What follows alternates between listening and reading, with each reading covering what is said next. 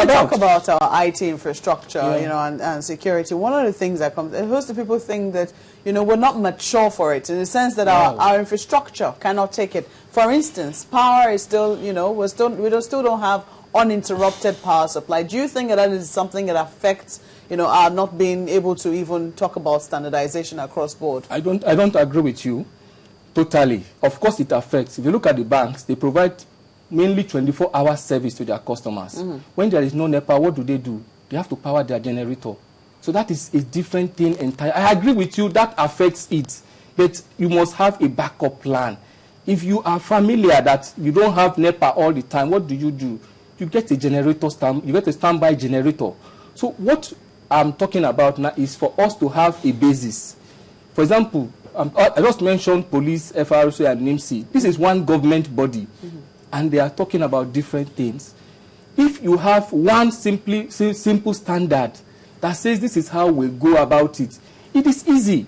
And then this issue of same people coming to do this one, to come and register, it does not come up, because at every point, your information will be captured. Mr. Yes. You see, what you're talking IT security here, and Nigerians are considered to be IT savvy. They are all online almost all the time. They do a lot of their transactions online, money transfers and all of that. Now, you've just talked about something, you're talking about government infrastructure that's going to affect everybody. Now, the thing is, how would all of this translate to the Nigerian out there who is on his own sitting down here doing a transfer? You've talked about going to an ATM machine, talking about 100,000 naira, but that, as I said, that 100,000 naira might be that man's 10 billion naira. So how would this COVID 5, how would it affect the man out there? It will affect the man in a... Or let's put it this way, how can I secure myself on the internet? How can I secure myself? Online transfers, finance transactions. Now, you agree with me that the ISPs, they're the ones that provide this internet for you. Now, is there any law? Because when you register, you give them your personal information. Is there any law right now that says that this ISP that is collecting this information from you, do they have any duty of care to safeguard your information? That is one. There is nothing like that. You are all aware of what happened to the SS chief last year or early this year, when all his informations were in the newspaper.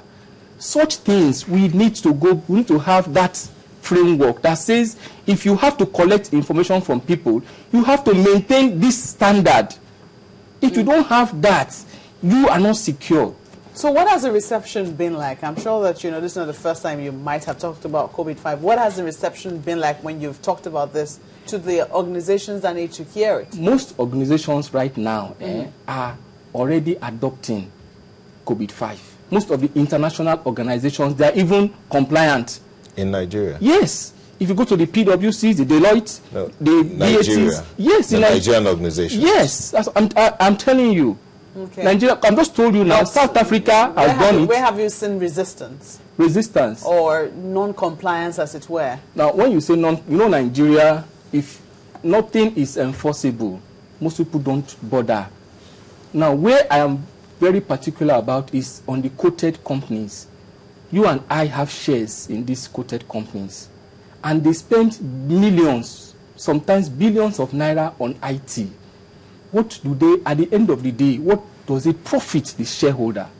How does that translate to money to the shareholder? What COVID-5 does is to map each investment that is made on IT to the profit, to the benefit. I'm aware of an organization that within 3 months, they spent about 250 million naira.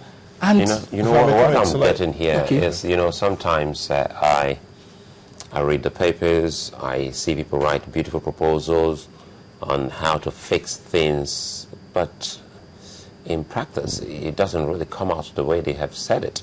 If your body, well, way back in Illinois, Chicago, and we have it here in Nigeria, and we're talking about IT security, I still haven't been able to get a meat of our discussion as to how we can plug some loopholes. You know, being a novice, I thought perhaps you can break it down. Mark asked a question, and we wanted to find out how we can block the loopholes, minimize all of this, or tell us what they do so that we can have an idea. If trying to avert or stop all of this is something so technical, but you should also give us a clue. How is it possible for someone to hack into someone's financial records, of course, and some online matters? I think those should form the basis of our discussion. Let me explain again to you. Let me just take a simple layman language here in channels here. Which is better. You have a process, right? You have a procedure. You just don't come and start solving. If there's an issue, you just don't come and start solving the problem. You look at what does the policy say if there is a fire incident.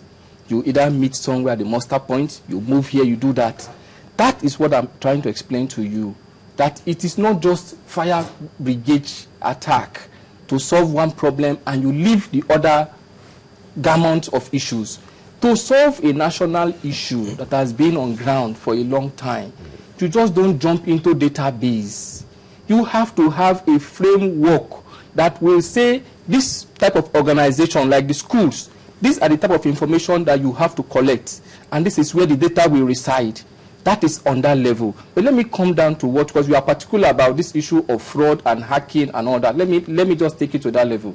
I've explained to you what the CBN and the banks are doing already to create that awareness. It is very easy for somebody that is tech, that is savvy in IT, to access your information. If you actually, when you are using this Wi-Fi, if you're on the Wi-Fi, it is very, very easy. If I also have access to that ISP provider, that means I'm on the same platform with you. If I have the knowledge, there are some tools you go to on the internet. For example, I'll just give you an example. Bugminot, www.bugminot.com. If you go to that website, put channelstv.com. It will tell you people that can log on to your network, if it is there. If it's not there, they will tell you. So it is very easy to access somebody's information.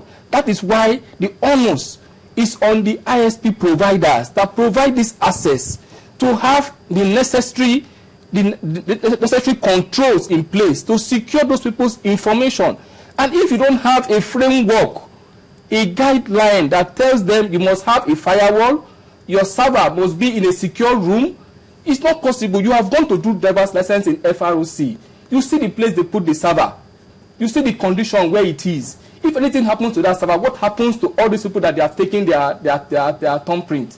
Those are the things I'm talking about here. So your organization, is it an independent organization or it's a... My organization is a non-profit making organization, basically non-government for IT professionals. Okay. For IT professionals, and our own little contribution to what is happening currently in Nigeria is to adopt this COVID-5. If we can do that, it will go a long way to solve all this myriad of issues we're talking about. So that is your recommendation to most organizations? Yes, that have not started doing that. We're also making that recommendation to SEC, because they are the only regulatory body that oversees the public quoted companies, which the banks fall under. So if they are doing their job properly, it is easy for those people to put the controls in place. And when we now have a government regulation that says, for example, you have the MTNs and the Airtel, before you go, they collect your details and all that. What are they putting in place to prevent hackers from having access to your information? Nobody knows. Tomorrow you see your information outside and you are wondering what is happening. That is what we are talking about. That is the basis. You have to have a good foundation before you can do anything. And right now, IT can do virtually everything, including security. Well, I'm afraid that's all we have on this segment, but perhaps I still think that IT security is quite big and it's quite huge. We should be able to stay on this and get the meat out of this. Well, many thanks, Peter Ine. He's the National President, Information System Audit and Control Association, taking a look at IT security.